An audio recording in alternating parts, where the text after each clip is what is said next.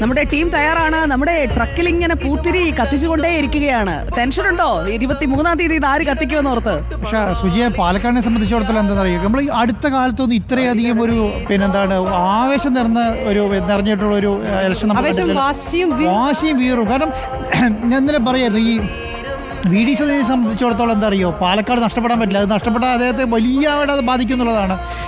ഈ കെ സുരേന്ദ്രനെ സംബന്ധിച്ചിടത്തോളം എന്താണ്, അവരുടെ ഇനി അങ്ങോട്ടുള്ള അവരുടെ മുന്നോട്ടുള്ള പ്രസിഡന്റ് സ്ഥാനം എങ്ങനെ നിലനിർത്തുന്നതുമായി ബന്ധപ്പെട്ട കാര്യങ്ങളാണ്.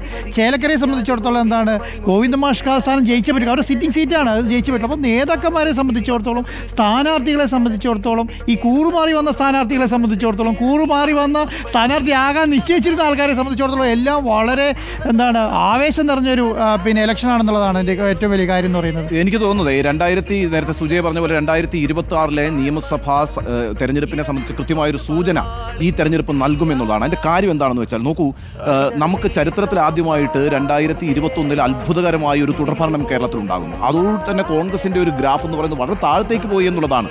ഇനി കോൺഗ്രസിനെ സംബന്ധിച്ചിടത്തോളം 2026 എന്തെങ്കിലും പ്രതീക്ഷ വെച്ച് പുലർത്തണമെങ്കിൽ പാലക്കാട് അവർ നിലനിർത്തണം, ചേലക്കര പിടിച്ചെടുക്കുകയും വേണം. അങ്ങനെയാണെങ്കിൽ മാത്രമേ 2026 നിയമസഭാ തെരഞ്ഞെടുപ്പ് 3-on-3 കിട്ടിയാലേ UDF-ന് കിട്ടിയെന്ന് പറയാൻ കഴിയും. അബ്സല്യൂട്ട്ലി. അത് മാത്രമല്ല വളരെ പ്രധാനപ്പെട്ട വേറൊരു കാര്യമുണ്ട് സുജയ.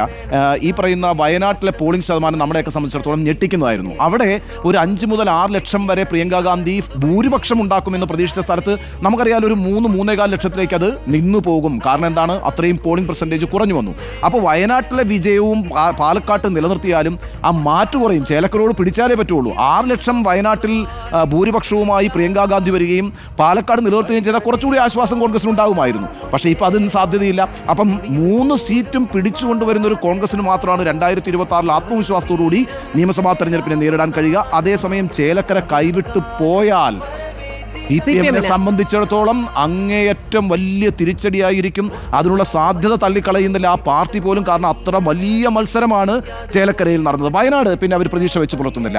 BJP 2026 എങ്ങനെ പെർഫോം ചെയ്യുമെന്നൊരു സൂചനയായിരിക്കും പാലക്കാട്ടത്തെ റിസൾട്ട്. കാരണം അടുത്ത നിയമസഭാ തെരഞ്ഞെടുപ്പിൽ ചുരുങ്ങിയത് 10 സീറ്റുകളെങ്കിലും BJP കേരളത്തിൽ പ്രതീക്ഷിക്കുന്നുണ്ട്.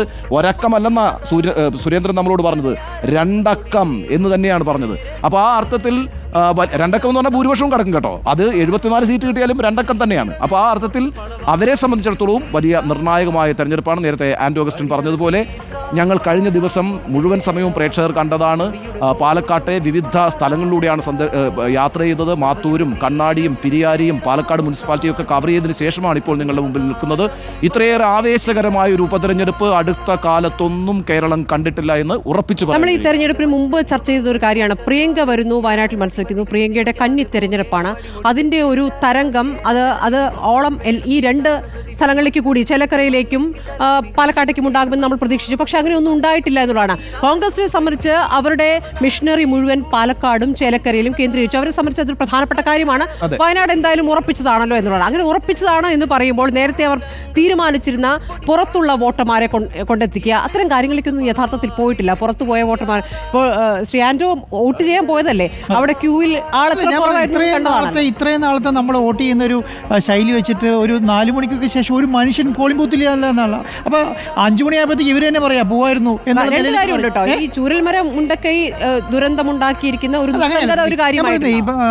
ഗാന്ധിനെ പോലെ അത്രയും സീനിയർ ആയിട്ടുള്ള അത്രയും ഒരു എനർജിക് നേതാവ് വയനാട്ടിൽ വന്ന് മത്സരിക്കുന്ന സമയത്ത് കഴിഞ്ഞ പ്രാവശ്യം രാഹുൽ ഗാന്ധിക്ക് ഉണ്ടായതിനേക്കാളും കൂടുതൽ ഓളം ഉണ്ടാവേണ്ടതായിരുന്നു. പക്ഷെ അത്രയും ഓളം ഉണ്ടായിട്ടില്ല എന്നുള്ളത് മാത്രമല്ല, സരിനിലേക്ക് അത് മാറുകയും ചെയ്തു.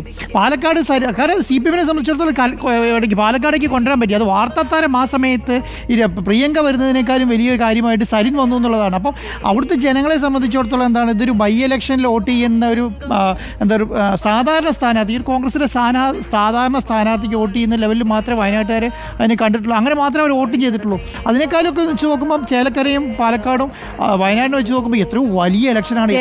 ശരിക്കും ചേലക്കര ഇത്തവണ കോൺഗ്രസിന് കിട്ടിയിട്ടില്ലെങ്കിൽ കോൺഗ്രസിനെ സംബന്ധിച്ച് അവർ ഉപയോഗിച്ചിരിക്കുന്ന ആ മിഷനറി അങ്ങേറ്റം, അതായത് ഓരോ ബൂത്ത് കണക്കാക്കിയിട്ടാണ് പ്രവർത്തിച്ചത്. അതിൽ പൊളിഞ്ഞു പോയി കഴിഞ്ഞാൽ പിന്നെ അവർക്കിനി ആത്മവിശ്വാസം വേണ്ട.